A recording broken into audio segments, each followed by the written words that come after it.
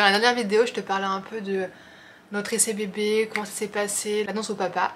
Et là, j'ai trop envie de te parler un peu plus de mon premier trimestre, comment je me sens, mes symptômes et tout ça. Donc là, j'en suis à ma 9e semaine, donc semaine d'aménorrhée.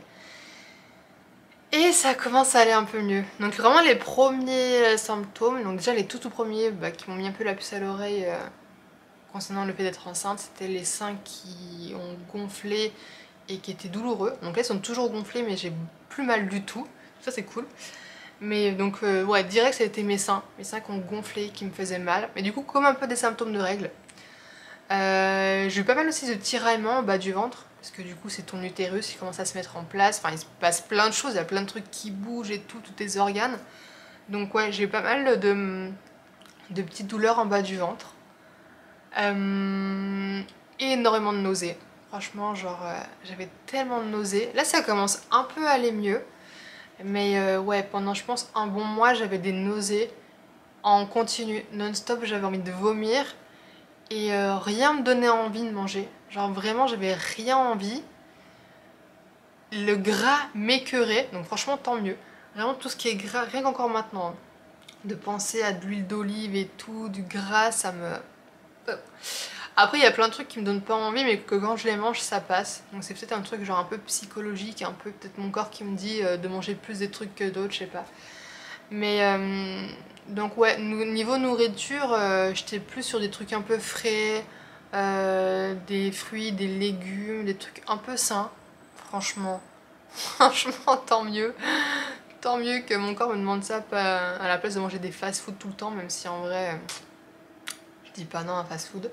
D'ailleurs j'ai faim, j'ai mon ventre qui gargouille, je crois qu'il l'a entendu. Et j'ai pas eu d'envie particulière, alors je mangeais beaucoup de cornichons. Je sais que c'est un truc que les femmes enceintes elles aiment beaucoup. Les cornichons, je pense que c'est l'acidité. Rien que d'en parler j'ai envie de cornichons. Cornichons tartare, trop bon. Donc comme je disais là je commence un peu à avoir le bout des nausées. Je suis toujours un peu dans cet état un peu genre... un peu barbouillé tu vois, mais ça va. En vrai ça va beaucoup mieux. Donc aussi, pas d'énergie, t'es épuisé. Tu sens que ton corps, il est en train de mettre toute son énergie pour créer un petit être humain. Donc moi, j'étais à plat, vraiment à plat. Et aussi, j'avais ce sentiment, parce que du coup, je crée des bijoux. Donc je suis dans un métier créatif où j'ai besoin de créer, imaginer, enfin d'être là-dedans. Et donc déjà, j'avais plus envie de rien. C'est comme si j'avais envie de juste être.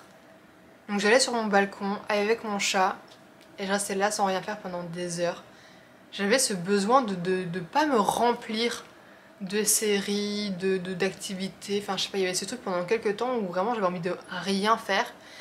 Et par rapport à mon activité, vraiment, là je commence un peu à me forcer à me remettre dedans, mais vraiment, j'ai pas envie. C'est comme si mon corps était en train de créer la vie. Et que du coup j'ai plus de créativité, j'ai plus le... Alors je sais que ça va passer, que c'est une phase, mais là ouais je suis dans ce moment où genre j'ai envie de rien, j'ai pas envie de créer, j'ai... Laissez-moi tranquille. Mais ça va hein, genre ça va trop bien, mais je suis dans un mood où genre j'ai envie d'être tranquille et ne rien faire. Dans un autre registre, mes peurs. Déjà, donc on a eu notre première échographie donc, de datation. C'est pas l'échographie du premier trimestre, celle-là on l'aura le 2 août. Mais l'échographie du premier l'échographie de datation, on l'a eu du coup le 6 juillet. Donc là c'était il y a une semaine à peu près pour moi là. Et j'avais trop peur de la fausse couche. Une fois de plus, un peu comme par rapport aux réseaux sociaux, ma peur d'être enceinte, enfin ma peur d'avoir un enfant. Je le disais dans ma vidéo précédente où les réseaux parfois ça peut un peu créer des peurs je trouve. En tout cas, en fait c'est pas ça, c'est le fait que maintenant t'as beaucoup plus accès à plein de témoignages. Et c'est trop bien parce que ça permet de parler de plein de choses, même des choses difficiles. C'est trop génial. Mais quand du coup, j'avais l'impression que la majorité des témoignages que j'écoutais c'était des choses difficiles, qu'il y avait moins d'histoires positives, tu te dis, attends, si tous ces gens, en comparaison de ce que j'ai pu écouter de positif, ce pourcentage-là, il leur est arrivé des trucs atroces, des fausses couches, enfin c'est des choses qui arrivent, et bien plus qu'on le croit. Je me suis dit, pourquoi pas moi, enfin, Et c'est trop chiant de penser comme ça parce que... oui, pourquoi pas toi et pourquoi toi ça se passerait pas bien. Bon, ma phrase elle était pas très... Mais t'as compris. Mais ouais, j'essaie vraiment un peu de changer cette pensée un peu genre qui te mange tout cru là. Cette pensée un peu négative, un peu pessimiste. Oui, évidemment, genre, y a plein d'accidents sur la route, pourquoi j'aurais pas un accident sur la route? Pourquoi pas moi? Mais ça marche pas en fait. Donc, j'essaie un peu de mettre dans ce mood de genre d'être positive, de me dire que quoi qu'il arrive, ça va aller. Même s'il y a des trucs difficiles qui se passent, ça va aller, on surmontera ça. Donc j'ai toujours dans un coin de ma tête qu'il y a des choses compliquées qui peuvent se passer, on n'est pas à l'abri, on sait pas en fait ce que la vie nous réserve, mais quoi qu'il arrive, ben, on gérera du mieux qu'on peut.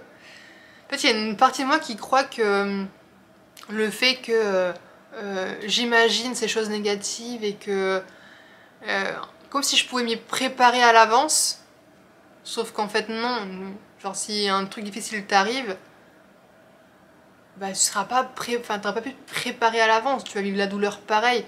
Donc au lieu de la vivre 2 fois, on va s'épargner ça et juste bah, on va le vivre une seule fois si ça arrive un jour. Donc c'est vraiment ce mécanisme que j'essaie un peu de casser, d'arriver à lâcher prise. C'est dur, mais lâcher prise et se dire ben ce qui devra arriver arrivera. On sera ensemble, ça va bien se passer, ça va aller. Donc déjà la première échographie de datation elle m'a fait du bien, parce que du coup j'ai pu voir que c'était pas un œuf clair, qu'il n'y avait pas de fausse couche, que notre bébé allait bien, qu'on a entendu son petit cœur battre. Donc vraiment c'était trop bien. Franchement ça m'a fait trop du bien de voir ce petit bébé là. Vraiment des tout petits bébés avec des mini bras, mais trop mignons. Je viens de me réveiller et en ce moment, parce qu'en fait on a l'échographie du premier mois dans quelques jours là. Et un peu comme je t'avais dit dans le début de vidéo, j'étais hyper stressée pour l'échographie de datation. Genre j'angoissais de savoir si bébé allait bien. Et bah, d'avoir vu que ça allait bien, c'est bon, j'étais rassurée. Et là, rebelote. Genre en ce moment, je me réveille en étant angoissée, en ayant trop peur.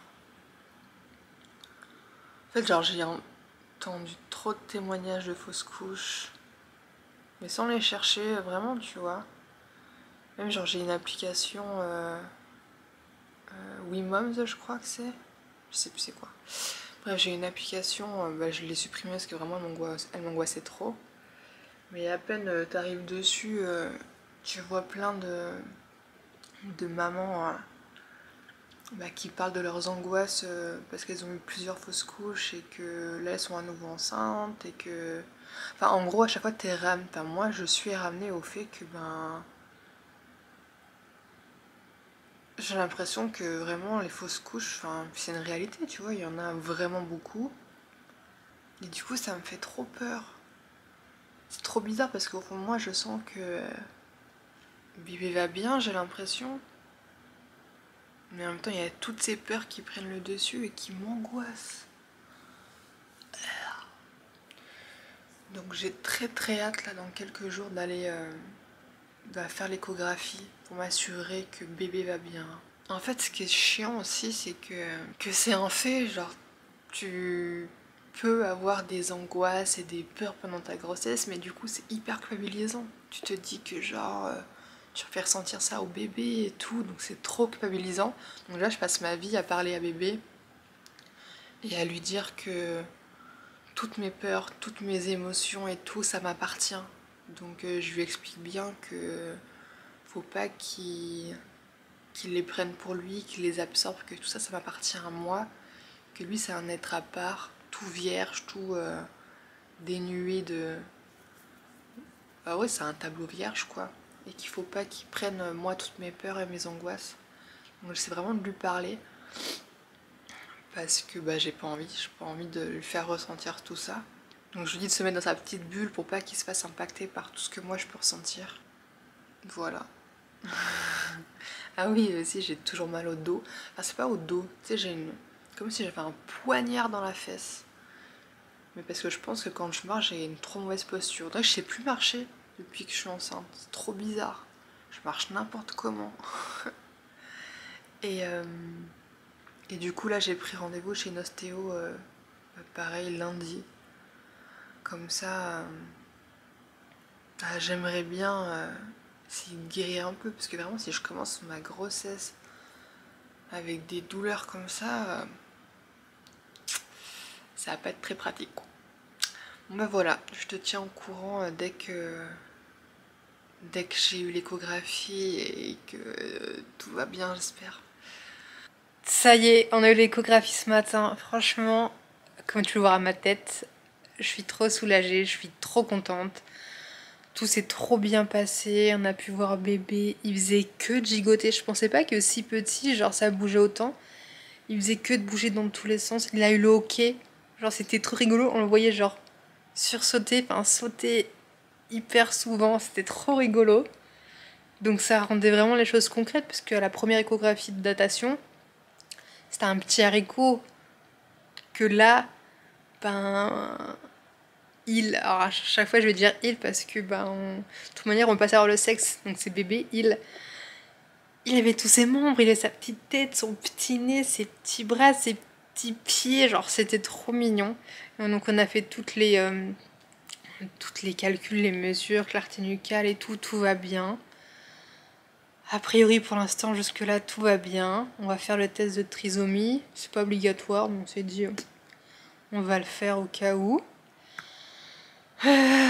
Encore plein d'ordonnances pour des prises de sang, tu sais, la toxoplasmose, d'autres trucs. Il faut que je refasse des tests pour le diabète parce que vraiment j'étais ric-rac. C'est trop bizarre parce que de base je suis pas du tout sucrée, mais depuis que je suis enceinte j'ai trop envie de sucre. Alors je sais, on dit que quand t'as envie de sucre en général c'est que c'est une fille. On verra si ça se tient ou pas à la fin. Mais ouais, donc trop mis de sucre, donc je pense que mon corps il a pas trop kiffé d'un seul coup manger plus de sucre. Donc il faut que je refasse test du diabète pour voir si j'ai du diabète gestationnel ou pas. Je vais essayer de me calmer un peu, de stopper le sucre avant que je fasse mes tests. Et le reste de la grossesse, réduire de ouf. Tant pis. Mais déjà tout va bien, franchement je suis trop contente, je suis trop soulagée. Je te ferai un petit point, parce que là du coup j'ai entamé mon troisième trimestre, non pas encore, mon 3e mois. Donc je pense fin du 3e mois, je te ferai un petit récap pour voir où on en était, pour voir comment ce premier trimestre se termine. Voilà. Ce matin je suis allée faire mes prises de sang avec test d'urine là tu sais. Et en fait c'est drôle, avant d'être enceinte, j'avais aucune idée qu'il y avait autant de prises de sang, qu'il fallait faire des tests d'urine tous les mois. C'est vraiment un truc que je découvre, genre je savais pas du tout. Donc voilà, si jamais t'as encore jamais eu de bébé et que tu savais pas, sache que genre tous les mois... alors du coup, parce que moi je suis pas immunisée contre la toxoplasmose, je sais pas si genre si t'es immunisée... Oula, si t'es immunisée peut-être que du coup t'as pas besoin de faire les tests sanguins. Mais en tout cas, en écoutant des témoignages, la nana me disait que apparemment c'est normal, tous les mois tu dois faire test d'urine et test sanguin pour la toxo et d'autres trucs. Un vrai bonheur, vraiment quand t'adores les aiguilles, c'est le bonheur. Après tu sais pourquoi tu le fais, mais vraiment on s'en passerait bien. C'est une journée un peu ramollo, je me sens pas... Déjà j'ai passé une mauvaise nuit. Ah, aujourd'hui je suis à 14 semaines, pile poil, 14 semaines d'aménorrhée. J'ai tellement hâte que mon premier trimestre se termine. Il se termine la semaine prochaine. Et je le trouve long. En fait, les premiers mois, il n'y en a pas 36, mais les 2 premiers mois, vu que j'avais vraiment beaucoup de symptômes, comme je t'ai raconté tout le long de la vidéo, j'avais vraiment beaucoup de symptômes, donc je me rendais bien compte que j'étais enceinte ou qu'il se tramait un truc. Là, depuis quelques temps, ça s'est un peu calmé. Ouais, genre déjà j'ai plus mal du tout au dos. Ça vraiment du jour au lendemain ça a switché, ça s'est arrêté. Je suis trop reconnaissante. Et je sais pas. Et du coup c'est trop bizarre parce que il se passe pas grand chose. Mon ventre il est encore rikiki. Je l'ai pas encore annoncé à ma famille, je les vois bientôt là, je les vois la semaine prochaine et la semaine d'après.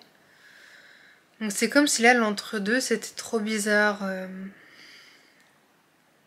Aujourd'hui j'ai trop envie de pleurer pour rien. Je pense que les hormones là ça me remue. En plus mon chéri il est pas là.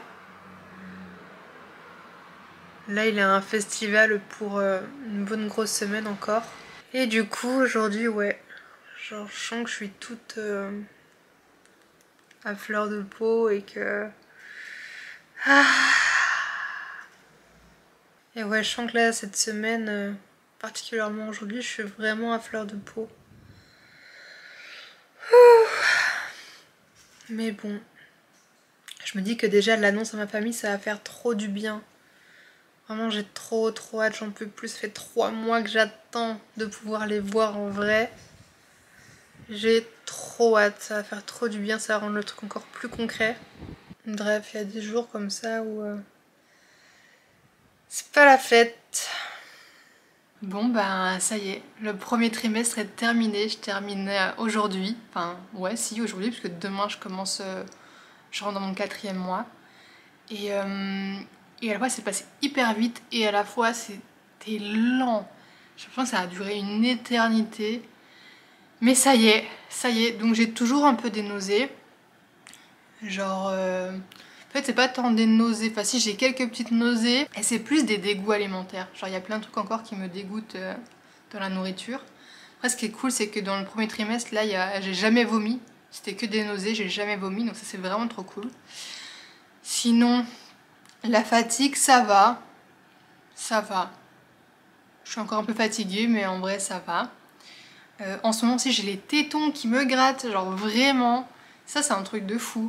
Genre j'ai vraiment les tétons qui me démangent. Donc ils doivent être en train de changer pour l'allaitement. Mais sinon, pas grand chose de nouveau. Et du coup j'avais envie de vous montrer un peu mon ventre pour que je puisse voir aussi avec les vidéos l'avancée de mon ventre. Parce que moi au quotidien c'est un peu difficile je trouve de voir. Même si je commence à avoir une petite différence.